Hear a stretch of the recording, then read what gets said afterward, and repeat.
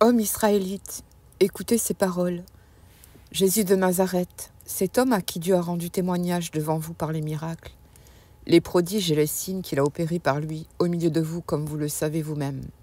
Cet homme, livré selon le dessein arrêté, selon la prescience de Dieu, vous l'avez crucifié. Vous l'avez fait mourir par la main des impies. Dieu l'a ressuscité en le délivrant des liens de la mort, parce qu'il n'était pas possible qu'il soit retenu par elle. Car David dit de lui, « Je voyais constamment le Seigneur devant moi, parce qu'il est à ma droite, afin que je ne sois point ébranlé. Aussi, mon cœur est dans la joie, et ma langue dans l'allégresse, et même ma chair reposera avec espérance. Car tu n'abandonneras pas mon âme dans le séjour des morts, et tu ne permettras pas que ton sein voie la corruption. Tu m'as fait connaître les sentiers de la vie. Tu me rempliras de joie par ta présence.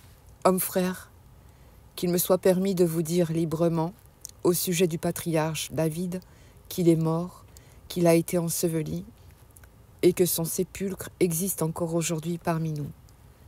Comme il était prophète, et qu'il savait que Dieu lui avait promis avec serment de faire asseoir un de ses descendants sur son trône, c'est la résurrection du Christ qu'il a prévue et annoncée, en disant qu'il ne serait pas abandonné dans le séjour des morts, et que sa chair ne verrait pas la corruption. C'est ce Jésus que Dieu a ressuscité. Nous en sommes tous témoins. Élevé par la droite de Dieu, il a reçu du Père le Saint-Esprit qui avait été promis, et il l'a répandu comme vous le voyez et l'entendez.